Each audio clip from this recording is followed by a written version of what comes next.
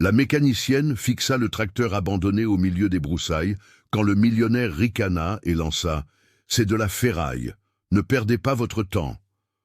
Ensuite, il fit le pari cruel. Si elle échouait, elle travaillerait gratuitement pour lui le reste de l'année. Mais quand elle remarqua un détail caché dans cette machine abandonnée, tout changea, car ce tracteur gardait quelque chose qui n'aurait jamais dû être trouvé.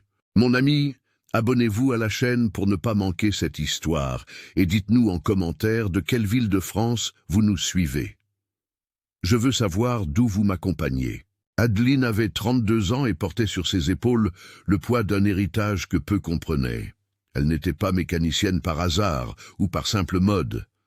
Non, monsieur, elle était mécanicienne parce qu'elle était née en respirant l'odeur de gazole mêlée à la terre rouge, parce qu'elle avait grandi en écoutant le grondement grave des moteurs comme une berceuse, parce que son père, le regretté monsieur Émile, avait des mains qui parlaient aux machines dans une langue que seuls ceux qui aiment vraiment peuvent parler.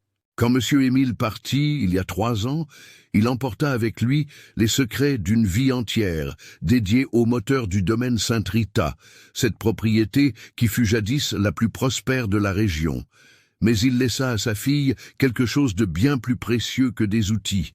Il laissa l'intuition, cette capacité quasi magique d'entendre un moteur tousser et de savoir exactement où était le problème, de sentir la vibration d'un châssis et de diagnostiquer la panne avant même d'ouvrir le capot. Adeline habitait une petite maison simple en bordure de route, la même où elle avait grandi. L'atelier était petit, mais honnête. Elle recevait des chauffeurs routiers, des agriculteurs, des gens simples qui avaient confiance en son travail, car ils savaient qu'il n'y avait ni tromperie, ni paresse. Ses mains, toujours tachées de graisse noire, qui ne partaient même pas avec 3 douches, étaient respectées. Mais l'argent manquait, cruellement. Depuis que le domaine Sainte-Rita avait changé de propriétaire, l'activité avait périclité, comme un fleuve à sec. Et c'est là qu'intervient Hector. Hector Fontaine se disait entrepreneur agricole moderne. Il était arrivé dans la région il y a 5 ans avec un pick-up importé, une montre qui brillait plus qu'une soudure en plein soleil, et cette façon de parler qui faisait clairement savoir qu'il se croyait meilleur que tout le monde. Il disait avoir hérité du domaine d'un oncle éloigné, mais personne n'avait jamais vu de testament, personne n'avait jamais connu ce fameux oncle. Ce que tout le monde avait vu, c'est l'ancien propriétaire, monsieur Gérard, le grand-père maternel d'Adeline, être expulsé de sa propre terre quelques mois avant de mourir de chagrin. Mais la vie continue, n'est-ce pas? Et les questions que personne ne pose s'enterrent avec les morts. Ce matin de septembre, alors que le soleil tapait déjà fort avant 8 heures, Adeline terminait de changer les injecteurs d'un camion Scania, quand elle entendit le grondement arrogant du Hilux d'Hector s'arrêter devant l'atelier. Elle ne leva pas les yeux de la pièce, continua d'ajuster le couple avec la précision de ceux qui savent que chaque ajustement compte. « Oh, mademoiselle !» La voix d'Hector avait ce ton de quelqu'un qui vous fait une faveur. « Je suis venu ici parce qu'on m'a dit que vous vous y connaissiez en moteur. » Adeline s'essuya les mains sur un vieux chiffon et enfin le regarda. Hector portait une chemise de ville aux manches retroussées, des lunettes de soleil chères et un sourire qui n'atteignait pas ses yeux. « J'en sais assez pour ne laisser personne en plan, » répondit-elle, la voix ferme, mais sans arrogance. « Eh bien, alors peut-être voudriez-vous jeter un œil à quelque chose pour moi. Il y a un vieux tracteur abandonné au fond du domaine. Cette ferraille occupe de la place depuis 5 ans et je veux m'en débarrasser. J'ai pensé à vous parce que, enfin, personne d'autre n'a voulu le regarder. » Quelque chose dans la façon dont il hésita en parlant, comment il détourna le regard pendant une fraction de seconde, alluma une petite lumière dans la tête d'Adeline. Elle connaissait les hommes menteurs. Elle avait grandi en les voyant passer à l'atelier de son père, inventant des excuses pour ne pas payer, créant des histoires sur des défauts imaginaires. « Quel genre de tracteur ?» demanda-t-elle en croisant les bras. « Un Case IH Steiger, un gros engin articulé. Il est à l'arrêt depuis que j'ai repris le domaine. On dit que la transmission a fondu, que le moteur est bloqué, que ça n'en vaut pas la peine. Je vais le vendre comme ferraille si personne ne le retire bientôt. » Adeline sentit son cœur faire un bond. Un Kaz IH Steiger. Ces tracteurs étaient des monstres de 400 chevaux, des machines qui coûtaient le prix d'une maison en ville. Son père en avait entretenu un pendant des années au domaine Saint-Rita. C'était sa fierté, la machine la plus puissante qu'il ait jamais touchée. « Et pourquoi me proposez-vous cela, monsieur ?» demanda-t-elle méfiante. Hector haussa les épaules avec un dédain calculé. « Parce qu'il faut que quelqu'un l'enlève de là. Il est au milieu des broussailles, envahi par la végétation. Si vous parvenez à le faire fonctionner et à le retirer par vos propres moyens, vous pouvez garder la machine pour, disons, 3 000 €. Si vous n'y parvenez pas, il sourit avec méchanceté.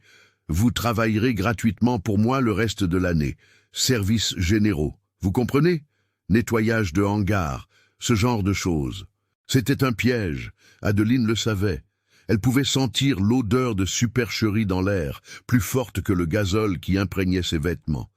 Mais elle sentait aussi autre chose, la curiosité pulsant dans ses veines, la voix de son père murmurant au fond de sa pensée « Ma fille, quand une machine est abandonnée, il y a toujours une histoire cachée.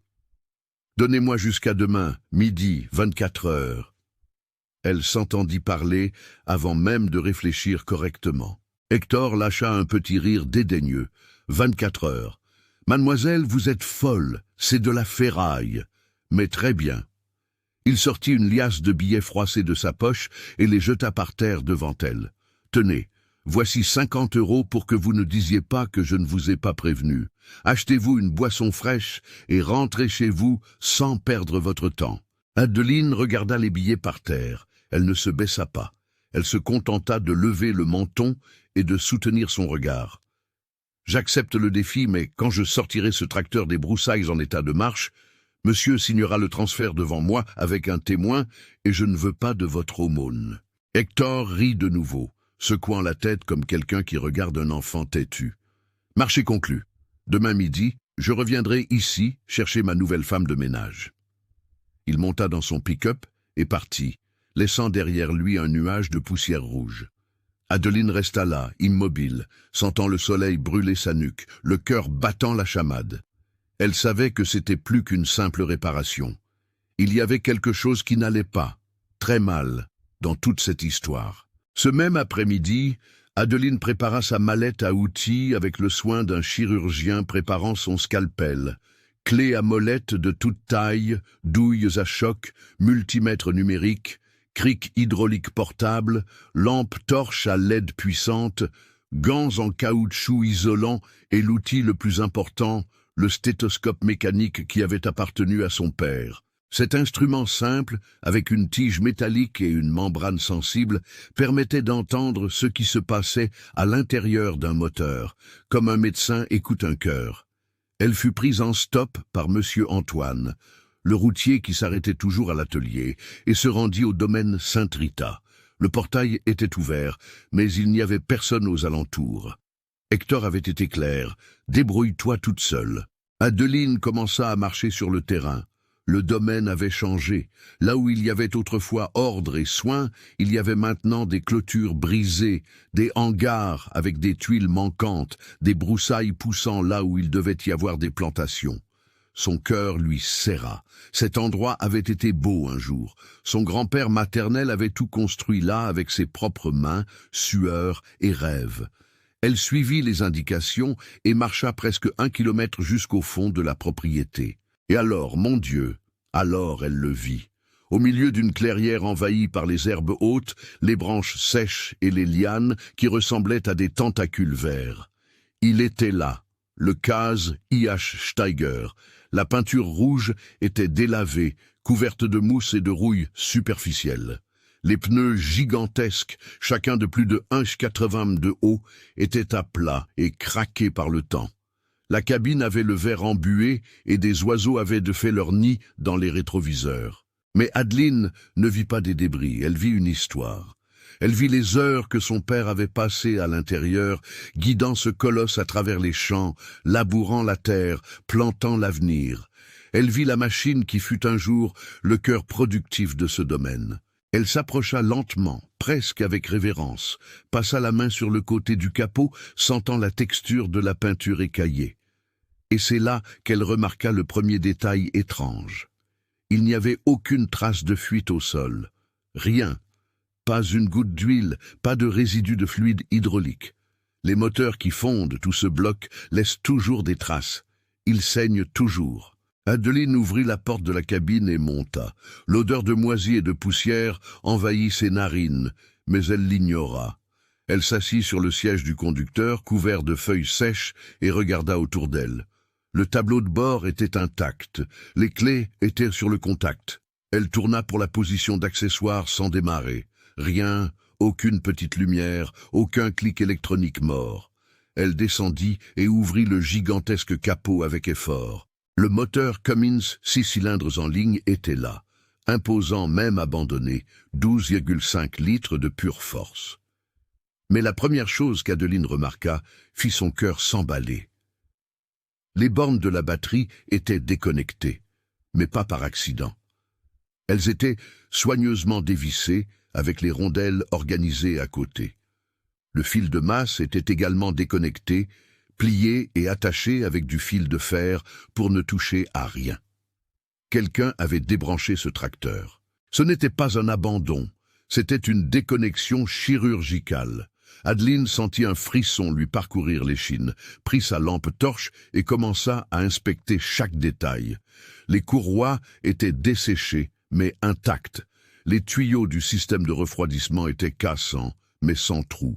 Le filtre à huile était en place, le filtre à carburant aussi. Elle passa la main sur les culasses, cherchant des fissures. Rien. Elle regarda les collecteurs d'admission et d'échappement. Parfait. Elle vérifia les lignes hydrauliques de la transmission. Tout était connecté. Ce tracteur n'était pas cassé. Ce tracteur avait été réduit au silence. La question qui martelait sa tête était « Pourquoi ?» Adeline passa la nuit là, au pied de ce géant endormi. Elle n'avait pas peur de l'obscurité, ni des bruits nocturnes des broussailles. Elle avait grandi ainsi, au milieu des outils et d'une solitude productive. Elle installa une bâche improvisée, attachée aux branches des arbres voisins. Elle alluma une lampe à pétrole qu'elle portait toujours dans sa mallette et commença le vrai travail. La lune était haute quand elle décida de commencer par le système électrique. Elle prit le multimètre et testa la batterie principale, complètement déchargée, mais les bornes étaient propres, sans corrosion. Une batterie exposée pendant 5 ans développe cette croûte blanche de sulfate sur les bornes, vous savez. Mais là, rien. C'était comme si elle avait été déconnectée récemment, ou déconnectée et protégée par quelqu'un qui savait exactement ce qu'il faisait. Elle prit la batterie auxiliaire qu'elle avait apportée dans son sac à dos. Une batterie de camion qu'elle utilisait pour les démarrages d'urgence. Elle connecta les câbles de démarrage aux bornes, en respectant la polarité. Positif au positif, négatif au négatif. Elle remonta dans la cabine et tourna la clé en position accessoire. Et là, mes amis, une faible lumière clignota sur le tableau de bord. Une seule, l'indicateur de pression d'huile. Adeline sentit un sourire involontaire naître au coin de sa bouche. Ce tracteur était vivant. Il avait juste besoin de se réveiller, mais elle n'était pas pressée. La précipitation est l'ennemi du mécanicien. Son père le disait chaque semaine. Adeline, une machine ne ment pas. Si tu écoutes attentivement, elle te dira toute la vérité. Et Adeline allait écouter chaque mot que ce Steiger avait à dire. Elle redescendit et retourna au moteur. Elle prit le stéthoscope mécanique, cet outil qui semblait simple, mais qui, entre de bonnes mains, était plus précis qu'un ordinateur de bord. Elle posa la pointe métallique sur le bloc moteur, près du premier cylindre. Elle frappa légèrement avec une clé à molette sur la culasse. Le son résonna, clair, métallique, sans le bruit étouffé qui indique une fissure ou une cassure interne. Elle fit de même sur les 6 cylindres. Tous répondirent avec la même sonorité claire. Le bloc était intact. Elle vérifia le carter, dévissa le bouchon de vidange avec précaution et laissa couler un peu de vieille huile. La consistance était épaisse, presque comme de la mélasse, Mais il n'y avait pas de limaille métallique, pas de cet éclat argenté qui indique que les pistons auraient frotté contre les chemises. L'huile était vieille, mais le moteur n'avait pas broyé ses entrailles. Adeline s'essuya les mains et nota mentalement. Transmission à vérifier, système hydraulique à tester, mais le cœur de la machine était sain. Quand l'aube commença à poindre, elle avait déjà démonté le couvercle du système de refroidissement. Le radiateur était bouché par des feuilles et des débris, mais les nids d'abeilles en aluminium étaient intacts. Aucun trou, aucune déformation due à une surchauffe. Elle passa ses doigts sur les ailettes avec précaution. Tout était solide. C'était très étrange, vraiment très étrange. Un tracteur qui reste abandonné 5 ans dans les broussailles, exposé à la pluie, au soleil, à l'humidité et aux bêtes. Ce tracteur aurait dû être détruit. Joints rongés, câblage grignoté par les rats, joints desséchés, au point de se désintégrer au toucher. Mais ce qu'Adeline voyait était différent. C'était un tracteur qui avait été débranché et protégé. Quelqu'un avait drainé une partie des fluides pour éviter la pression dans les systèmes. Quelqu'un avait débranché la batterie pour ne pas décharger les composants électroniques. Quelqu'un avait même placé des sacs en plastique attachés avec du fil de fer sur les filtres d'admission pour empêcher l'entrée d'insectes et d'eau. Son père, la certitude frappa la poitrine d'Adeline comme un marteau. C'était l'empreinte de Monsieur Émile. Il n'avait pas abandonné cette machine. Il l'avait cachée. Mais pourquoi? Le soleil était déjà fort quand Adeline décida de vérifier le système de carburant. Elle ouvrit le bouchon du réservoir principal qui se trouvait derrière la cabine. Le gazole à l'intérieur avait cette couche de boue caractéristique d'un vieux carburant, mais le niveau était encore à 1,3. Elle prit un tuyau transparent qu'elle avait apporté et aspira soigneusement, vérifiant la couleur et la consistance. Du gazole dégradé, sans aucun doute, mais sans eau mélangée. Elle suivit la ligne de carburant depuis le réservoir jusqu'à la pompe d'injection. Elle dévissa les connecteurs un par un, vérifiant s'il y avait obstruction. Tout était libre. Elle nettoya les injecteurs extérieurement et vérifia la pression des ressorts avec un calibreur de précision, tous conformes aux spécifications. C'est alors qu'elle arriva au filtre à air. Le filtre à air d'un Case IH Steiger n'est pas une simple petite pièce. C'est un boîtier métallique de la taille d'un baril d'huile situé sur le côté du moteur, responsable de filtrer les milliers de litres d'air que ce monstre de moteur aspire chaque minute de fonctionnement. Son père disait toujours que le filtre à air était le poumon de la machine et qu'un poumon sale tue un moteur par étouffement. Elle déverrouilla les clips de sécurité et ouvrit le couvercle du boîtier du filtre. La lumière du matin pénétra par l'ouverture et illumina l'intérieur.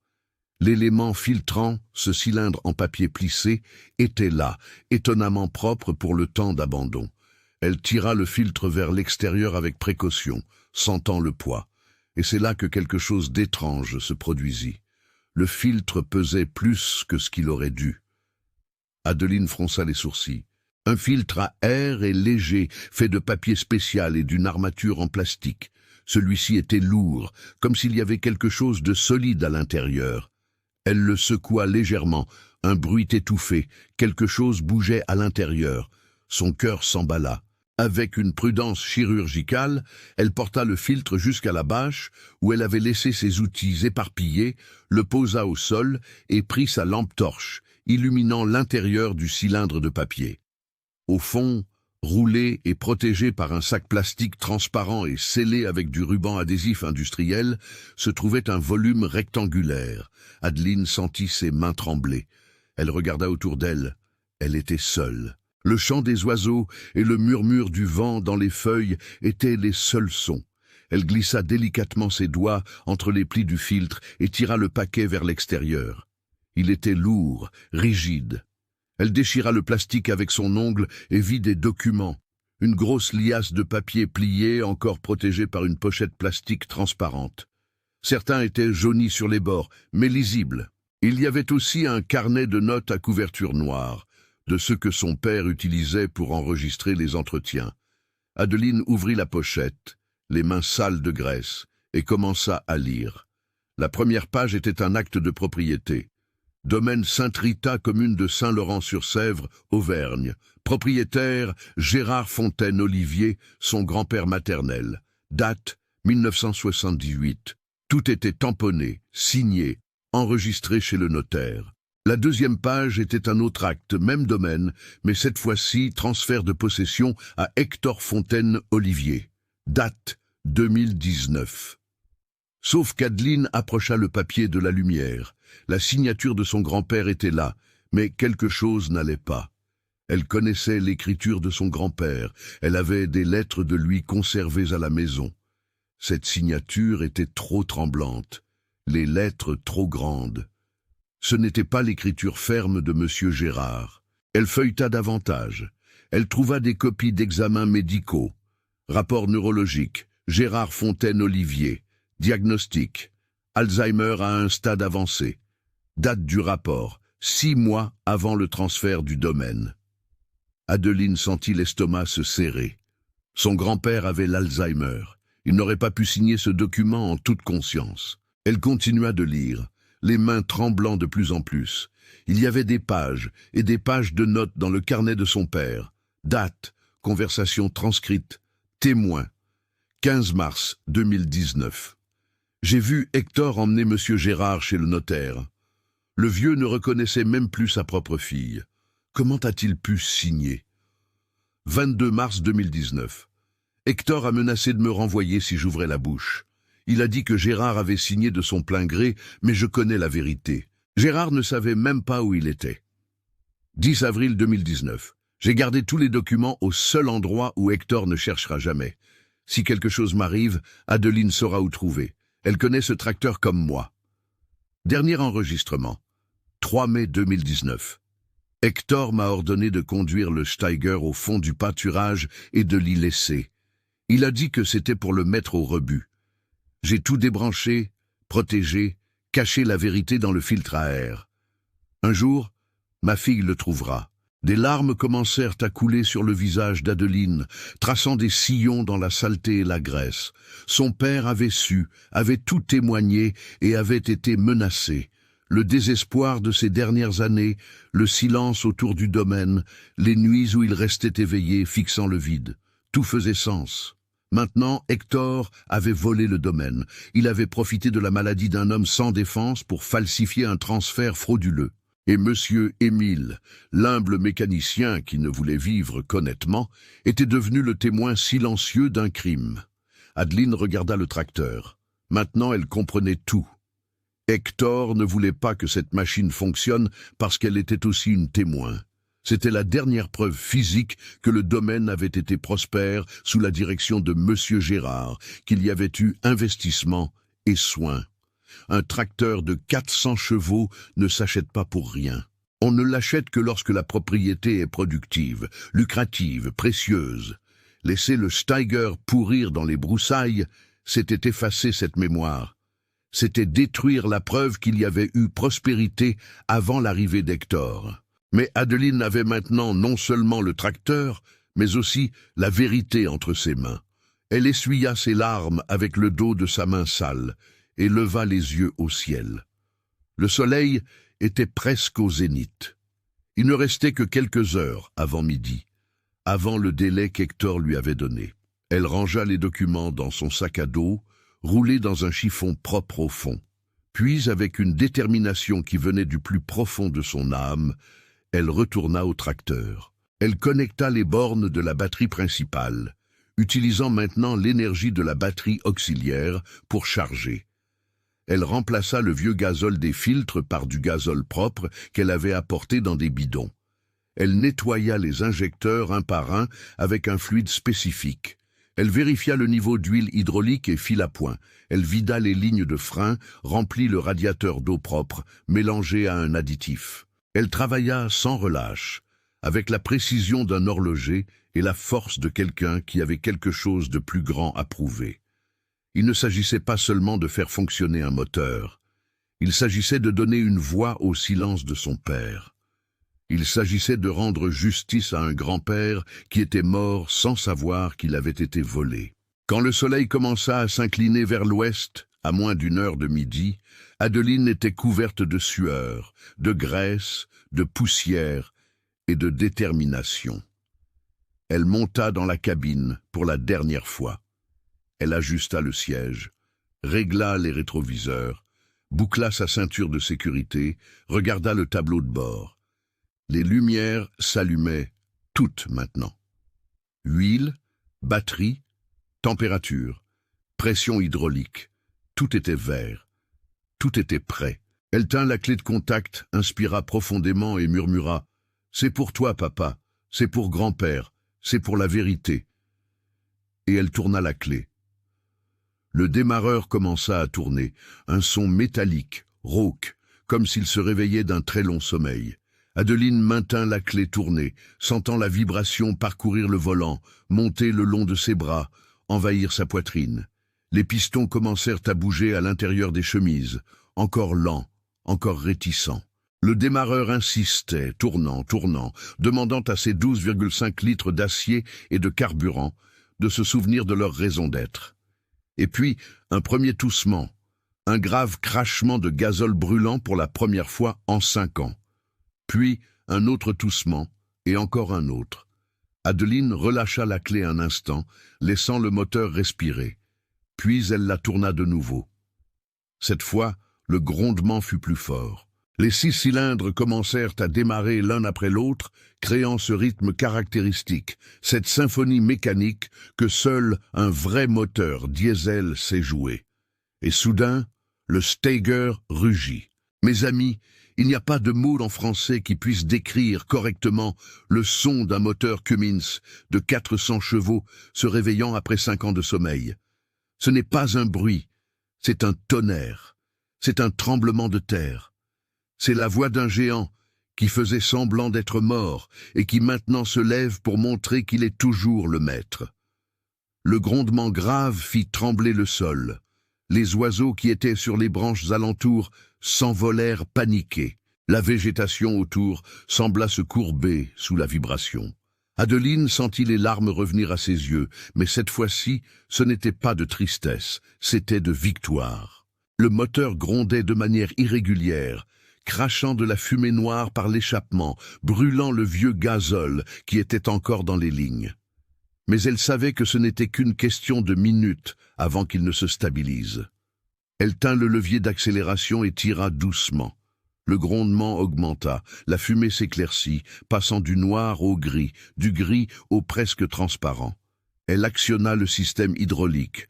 Un sifflement aigu de fluide sous pression parcourut les tuyaux. Le bras avant qui était tombé commença à monter lentement. Le système répondit, tout répondit. Adeline testa la transmission. Elle appuya doucement sur l'embrayage, sentant la résistance. Elle engagea la première vitesse.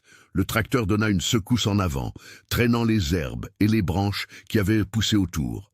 Les énormes chenilles tournèrent, écrasant les broussailles en dessous comme du papier.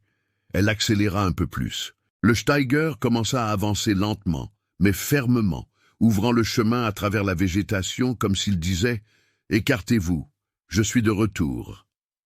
Adeline guida la machine, faisant un large tour sur le terrain, testant chaque système. Les freins fonctionnaient, la direction assistée répondait, la suspension de la cabine absorbait les impacts. Ce tracteur n'était pas cassé, il ne l'avait jamais été. Il attendait simplement. Elle regarda la montre de son père qu'elle portait toujours au bras. 11h40, le midi. 20 minutes avant qu'Hector ne revienne, pensant la trouver vaincue, humiliée, prête à s'agenouiller et à accepter de travailler gratuitement. Un lent sourire se forma sur le visage sale d'Adeline. Elle accéléra le moteur, faisant résonner le grondement dans tout le domaine. Si Hector était quelque part par là, il le savait déjà. Le géant s'était réveillé. Elle conduisit le Steiger à travers les broussailles, ouvrant une piste, faisant travailler la machine. Le tracteur répondait à chaque commande, comme s'il était sorti de la concession la semaine précédente. La transmission s'engageait sans accroc. Les pistons montaient et descendaient en parfaite synchronisation. Le turbo sifflait quand elle exigeait de la puissance. Son père avait fait un travail parfait. Il avait préservé cette machine, non seulement avec soin, mais avec amour. Chaque vis, chaque joint, chaque étanchéité était à sa place, et il avait eu confiance que sa fille comprendrait le message, qu'elle trouverait la vérité cachée à l'endroit où seul celui qui connaissait vraiment ce tracteur irait chercher. Quand Adeline sortit des broussailles avec le Steiger et entra dans la zone ouverte du domaine, elle vit le Hilux d'Hector arrêté près du hangar principal. Il était dehors, les bras croisés, conversant avec deux sbires qu'Adeline reconnut, Valère et Julien, les gardes qu'il avait engagés lorsqu'il avait repris la propriété. Le grondement du tracteur fit tourner leurs trois têtes en même temps. L'expression sur le visage d'Hector fut « Ah, mes amis !» quelque chose qui valait chaque goutte de sueur, chaque heure de travail. C'était de l'incrédulité mêlée de colère, mêlée de peur. Il devint pâle, comme s'il avait vu un fantôme fait de fer et de gazole. Adeline guida lentement le Steiger jusqu'à s'arrêter à environ 50 mètres d'eux. Elle laissa le moteur au ralenti, ce grondement grave qui fait vibrer l'air. Elle coupa le contact, saisit son sac à dos avec les documents serrés contre son corps et descendit de la cabine. Hector commença à marcher vers elle, les pas rapides, nerveux. Les sbires le suivirent. « Quoi? Comment vous ?» Il bégaya. La voix étrange, sans cette arrogance d'avant. Adeline s'arrêta à 3 mètres de distance. Elle avait de la graisse sur le visage, sur les bras, sur ses vêtements. Ses cheveux étaient attachés en une queue de cheval défaite, mais elle était debout, droite, ferme, les yeux fixés sur lui. « Le tracteur fonctionne. J'ai rempli ma part du contrat. » Hector eut un rire nerveux, sans humour. « Vous avez eu de la chance, mais cela ne change rien. C'est toujours ma propriété, et vous n'avez aucun moyen d'emporter cela d'ici sans... » « Sans quoi ?» Adeline coupa, la voix calme, mais plus acérée. « Sans documentation, je l'ai.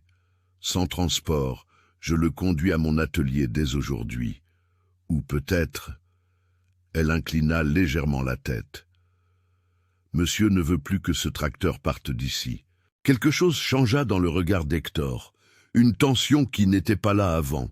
Valère et Julien échangèrent des regards sans bien comprendre ce qui se passait. « Vous ne savez rien, mademoiselle. Prenez vos 3 000 € et disparaissez d'ici avant que... » « Avant quoi ?» Adeline fit un pas en avant. « Avant que je ne découvre pourquoi ce tracteur a été laissé dans les broussailles, justement après que mon grand-père vous ait transféré le domaine. Avant que je ne demande pourquoi mon père a tout noté dans un carnet. Avant que je ne montre des documents qui prouvent que Gérard Fontaine avait l'Alzheimer avancé quand il a signé l'acte. » Le silence qui tomba fut plus lourd que le Steiger lui-même. Hector resta paralysé. Valère et Julien se regardèrent de nouveau, cette fois avec une expression différente. Confusion, doute. « Vous mentez ?» dit Hector, mais sa voix sortit tremblante. Adeline retira son sac à dos de ses épaules et l'ouvrit. Elle en sortit la pochette plastique avec les documents. Elle la brandit pour que tous la voient. « Mon père a tout gardé. Chaque papier, chaque rapport médical, chaque note des fois où monsieur l'a menacé pour qu'il se taise. Il l'a caché ici, dans ce domaine, au seul endroit où monsieur ne chercherait jamais, à l'intérieur du moteur du tracteur que monsieur a ordonné d'abandonner. » Hector fit un pas en avant, la main tendue. « Donnez-moi ça. »« Non. » Adeline recula, serrant son sac à dos. « Je ne le donnerai pas parce que ce n'est pas seulement une question de papier. C'est une question de mon grand-père, qui est mort sans comprendre qu'il avait été volé. C'est une question de mon père, qui a vécu les dernières années de sa vie dans la peur d'être renvoyé pour avoir dit la vérité. C'est une question de ce domaine qui a été construit avec une sueur honnête et qui a été pris par le mensonge et des faux papiers. » Valère, le plus âgé des deux gardes, un homme d'une 50aine d'années aux cheveux gris, fronça les sourcils. « Hector, est-ce vrai? Le vieux Gérard n'était pas malade quand vous avez repris ici? »« Taisez-vous, Valère !» Hector cria, se tournant vers lui avec colère. « Vous ne comprenez rien !» Mais Julien avait aussi l'air dubitatif maintenant. « Patron, si elle a des preuves que monsieur Gérard ne pouvait pas signer... » Je vous ai dit de vous taire !» Hector cria de nouveau, le visage rouge. Puis il se tourna vers Adeline, pointant le doigt. « Vous allez me donner ces papiers ou vous allez le regretter.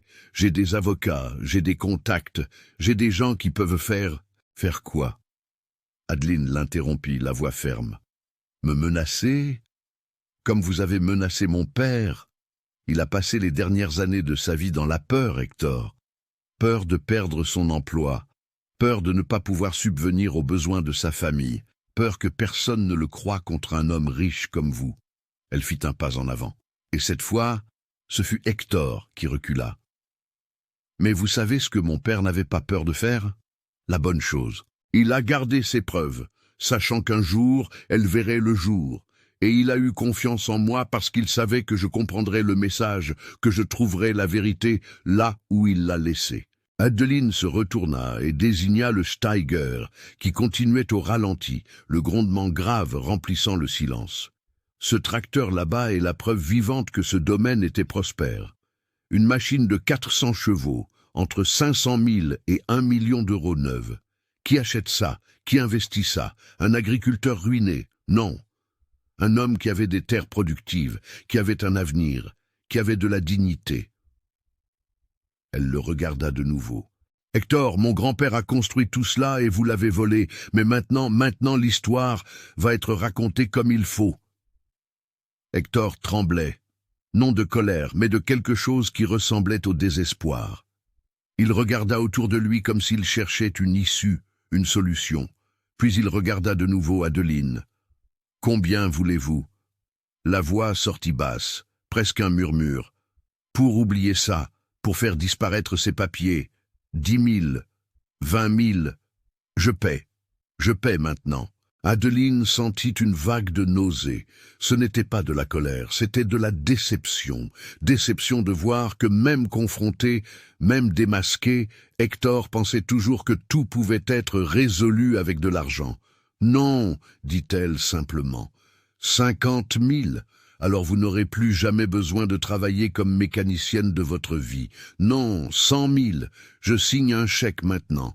Vous prenez le tracteur, vous prenez l'argent, et on oublie tout ça. » Non, le mot résonna ferme, définitif. Adeline se retourna et commença à marcher vers le Steiger. Hector cria derrière elle. « Vous allez le regretter, je vais aller à la police, je vais dire que vous avez envahi ma propriété, que vous avez volé des documents. » Adeline s'arrêta, elle se retourna lentement. « Vous pouvez y aller car moi aussi j'irai à la police et j'apporterai ces documents. Et j'apporterai une copie du rapport médical de mon grand-père qui prouve qu'il n'avait pas la capacité mentale de signer un transfert de quoi que ce soit. Et là, on verra qui le commissaire croira. Un homme qui est arrivé de nulle part et est devenu riche du jour au lendemain, ou la petite fille d'un agriculteur honnête qui a été volée. » Elle monta dans la cabine du Steiger, redémarra le moteur et fit tourner la machine à 180 km/h. Le poids du tracteur fit trembler la terre. Elle positionna la machine face au portail du domaine, mais avant d'accélérer, elle regarda par la fenêtre latérale et cria à Hector « Ah, et juste pour que vous sachiez, je ne pars pas. Pas encore, parce que ce domaine n'est pas le vôtre et je vais le prouver. » Et avec un rugissement qui fit vibrer jusqu'aux tuiles du hangar, Adeline accéléra le Steiger et commença à rouler vers la sortie, laissant Hector là, impuissant, tandis que le tonnerre de fer s'éloignait, emportant la vérité. Adeline ne rentra pas directement chez elle. Le Steiger grondait sur les chemins de terre, laissant derrière lui un nuage de poussière rouge. Et elle savait exactement où elle devait aller en premier. À chaque secousse, chaque virage, elle sentait le poids de la responsabilité et de l'espoir mêlés dans sa poitrine. Ces documents n'étaient pas seulement des papiers, ils étaient la voix de son père qui n'avait pas pu crier, la justice de son grand-père qui n'avait pas eu de défense. Elle arrêta le tracteur devant l'étude notariale de la ville, en plein milieu de la rue principale. Le moteur au ralenti attira l'attention de tout le monde. Les gens s'arrêtèrent sur le trottoir pour voir. Madame Lucie de la boulangerie quitta son comptoir pour regarder par la porte. Monsieur Maurice, un retraité qui passait la journée sur la place, se leva bouche bée. Adeline descendit de la cabine, son sac à dos serré contre son corps, et entra dans l'étude d'un pas ferme. L'employée, une jeune femme aux lunettes rondes, écarquilla les yeux en la voyant dans cet état. Vêtements sales de graisse, visage marqué par la sueur et la poussière, mais le regard déterminé comme le feu. « J'ai besoin de parler au notaire, c'est urgent. » La jeune femme hésita, mais quelque chose dans la voix d'Adeline la fit se lever et appeler Maître Oswald, un homme aux cheveux blancs qui travaillait dans cette étude depuis 40 ans. Il était connu dans la région comme un homme sérieux, qui n'acceptait pas les papiers douteux ni la pression des gens riches. Quand Maître Oswald vit Adeline, il la reconnut immédiatement. Il avait connu M. Émile, avait fait des affaires avec M. Gérard par le passé. « Adeline, ma petite, que s'est-il passé ?» Elle posa son sac à dos sur sa table et l'ouvrit. Elle en sortit les documents, un par un, les organisant avec soin, l'acte de propriété originale du domaine, le rapport médical de son grand-père, l'acte de transfert falsifié, le carnet de notes de son père. « Maître, j'ai besoin que vous voyiez ceci et que vous me disiez si j'ai raison ou si je suis folle. » Maître Oswald s'assit, prit ses lunettes de lecture et commença à examiner. Le silence qui s'installa dans l'étude était dense. Seul le tic-tac de l'horloge murale et le bruit des pages que l'on tournait. Adeline resta debout, les mains serrant le dossier de la chaise, le cœur battant si fort qu'il semblait que tout le monde pouvait l'entendre. Après de longues minutes, le notaire retira ses lunettes et la regarda avec une expression qui mêlait tristesse et colère contenue. « Où avez-vous trouvé cela ?» « Mon père l'a caché à l'intérieur d'un tracteur. Il savait qu'un jour je chercherais. » Maître Oswald passa la main sur son visage fatigué.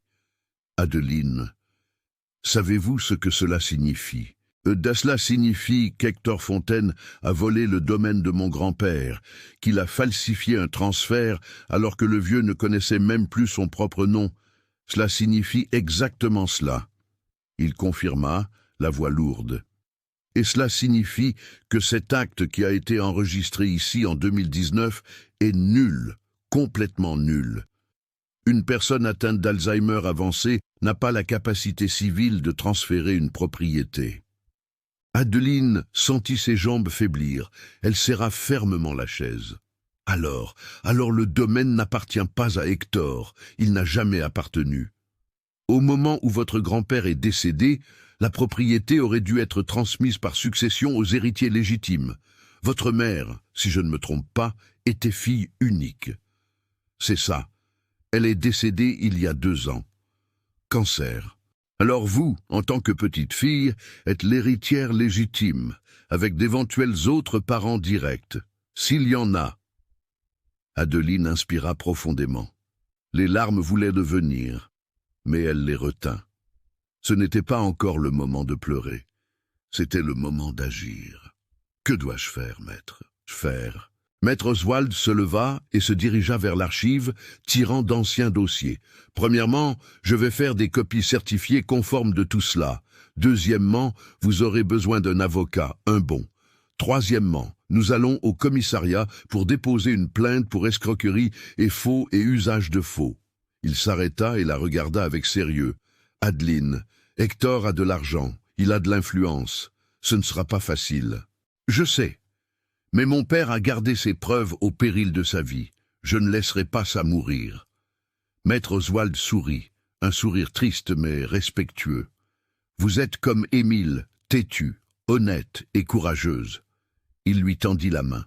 « Je vous aiderai de toutes mes forces. » 3 heures plus tard, Adeline sortait du commissariat avec une plainte enregistrée. Le commissaire Renaud avait tout écouté.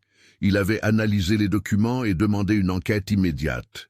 Hector serait convoqué pour un interrogatoire dans les 48 heures. Quand Adeline revint au Steiger, qui était arrêté comme un monument de fer au milieu de la ville, il y avait des gens autour, des enfants touchant les pneus gigantesques, des vieillards commentant la machine, des femmes demandant si c'était bien la sienne. Monsieur Tony, le propriétaire du garage concurrent, un homme ventru en salopette bleue, s'approcha avec respect. « Adeline, j'ai entendu dire que vous aviez sorti ce monstre des broussailles seul, c'est vrai ?»« Oui. Et j'ai entendu dire aussi que vous affrontez Hector en justice. Elle le regarda méfiante. Monsieur Tony n'avait jamais été très amical avant, mais son regard était différent maintenant. Il était aussi solidaire. C'est vrai.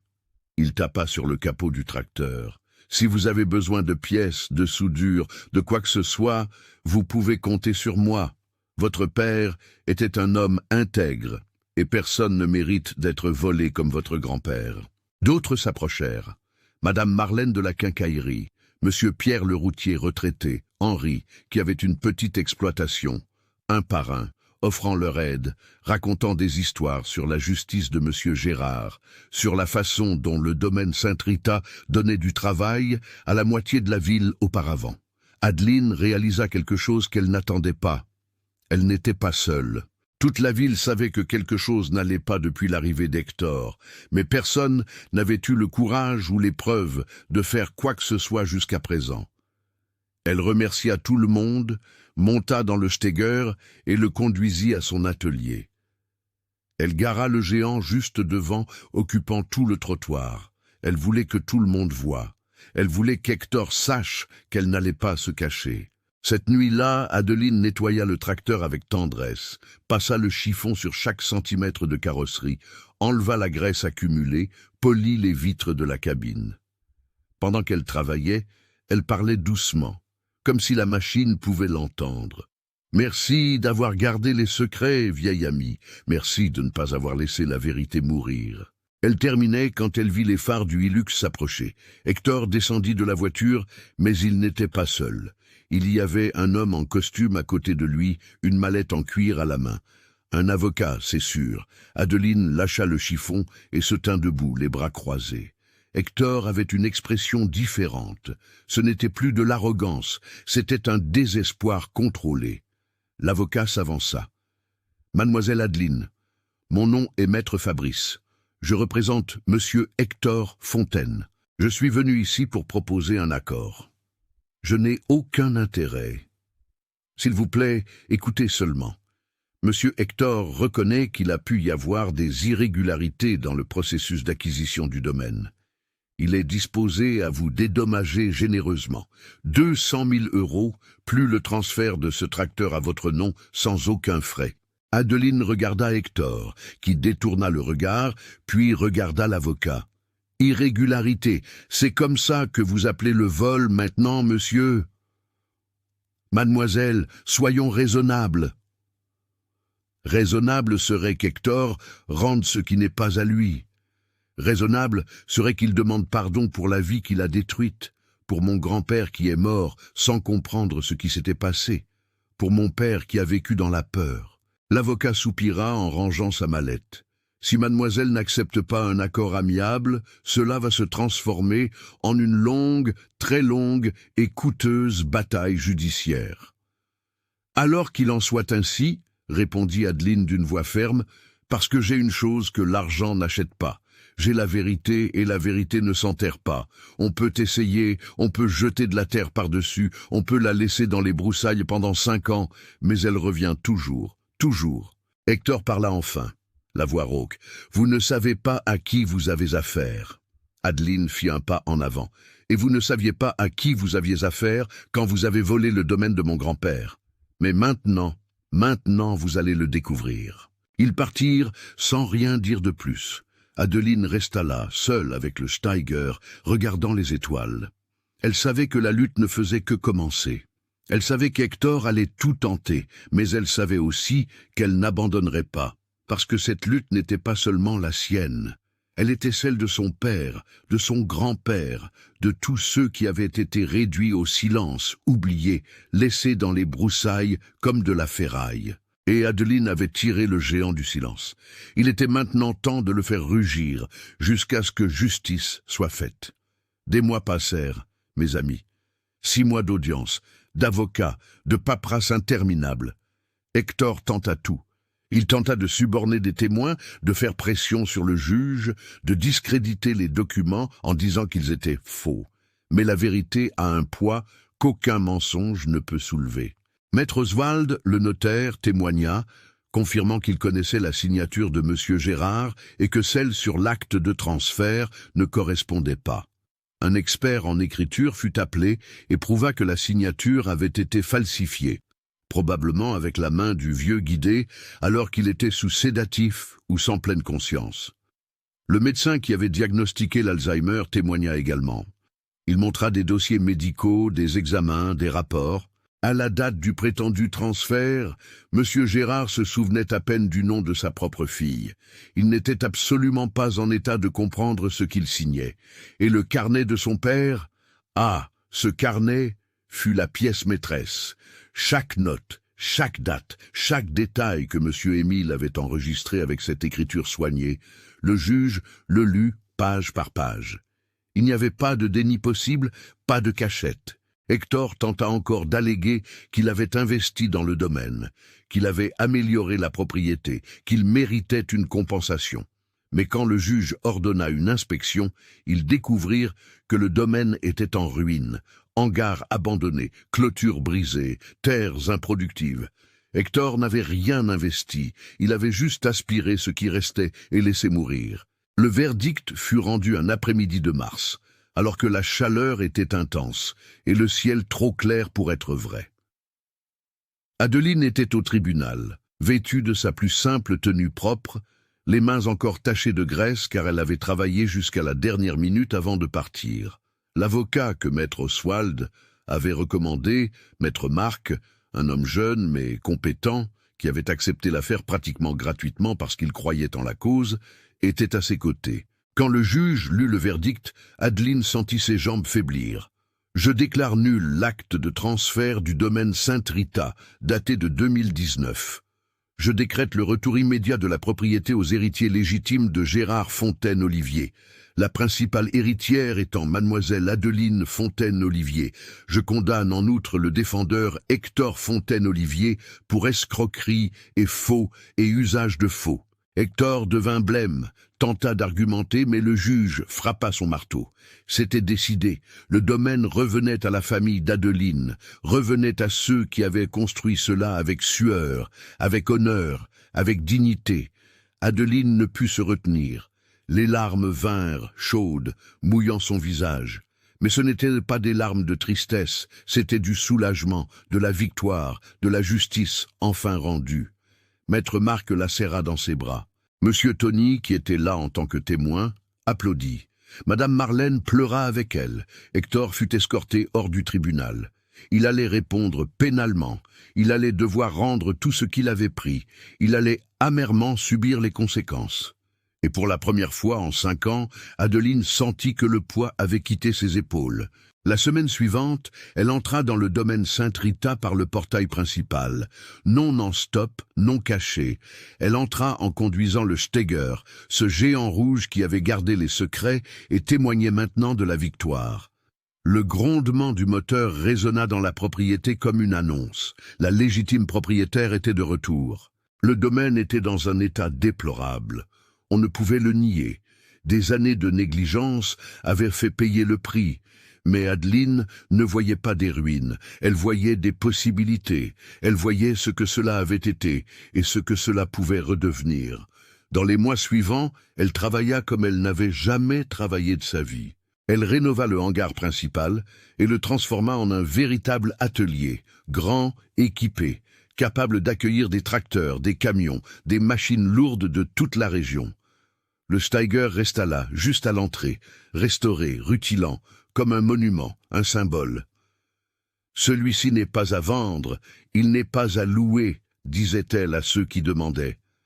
Celui-ci est là pour se souvenir que rien de ce qui est construit avec la vérité ne se perd pour toujours. » Monsieur Tony ferma son atelier et vint travailler avec Adeline. Il apporta son expérience, ses contacts. Madame Marlène fournissait les pièces à un prix juste. Monsieur Pierre indiquait les chauffeurs routiers. Toute la communauté embrassa le projet parce que ce n'était pas seulement une question d'Adeline, c'était une question de dignité retrouvée, de justice enfin rendue. L'atelier grandit. En 1 an, il comptait 10 employés. En 2 ans, il en comptait 20. Adeline embaucha des jeunes de la région, leur enseigna le métier, transmit ce que son père lui avait transmis. Des jeunes filles qui n'avaient jamais pensé à toucher à la mécanique découvrirent qu'elles avaient le don, qu'elles avaient le talent, qu'elles pouvaient être ce qu'elles voulaient. Il y eut un après-midi, presque 3 ans après ce jour dans les broussailles, où Adeline travaillait sous un camion, quand elle entendit une voix familière. « Excusez-moi, la patronne du garage est là ?» Elle glissa dessous le châssis sur son chariot de mécanicien et vit une jeune femme, 18 ou 19 ans, mince, l'air peu amène, mais aux yeux curieux. « C'est moi. De quoi avez-vous besoin ?» La jeune femme hésita. « J'ai entendu à la radio que vous embauchiez. Je voulais savoir s'il y avait encore une place. » Adeline se leva en s'essuyant les mains. « Oui, vous vous y connaissez en mécanique ?»« Non, mais j'apprends vite, et je n'ai pas peur de la graisse. » Adeline sourit à ce petit visage nerveux. Elle se revit elle-même de nombreuses années auparavant. Elle vit la soif d'apprendre, d'être quelqu'un, de prouver qu'elle pouvait. « Comment vous appelez-vous ?»« Julie. »« Julie, vous êtes prête à commencer demain matin, 6 heures. » Les yeux de la jeune femme brillèrent. « Prête? Alors, bienvenue. Ici, on n'apprend pas seulement à réparer un moteur. On apprend à ne pas abandonner, à ne pas baisser la tête, à ne laisser personne vous dire que vous n'êtes pas capable. » Et c'est ainsi que tout commença à prendre sens.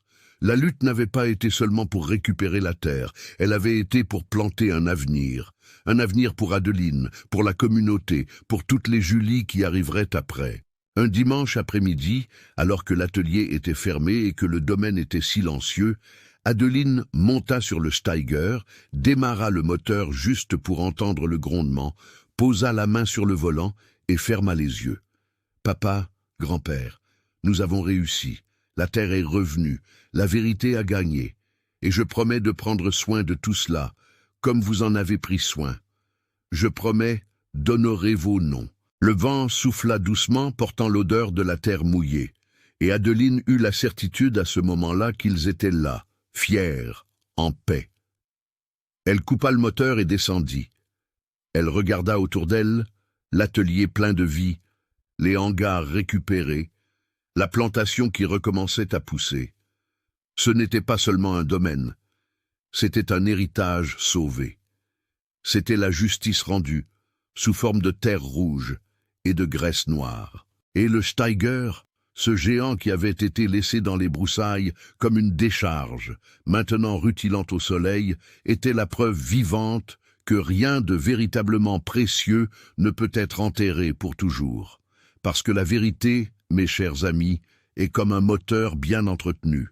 Il peut rester à l'arrêt un certain temps, il peut être réduit au silence, il peut être oublié. Mais quand vous reconnectez les bons fils, quand vous nettoyez les pièces avec tendresse, quand vous croyez qu'il y a encore de la vie à l'intérieur, il rugit de nouveau. Et son rugissement résonne plus fort que n'importe quel mensonge.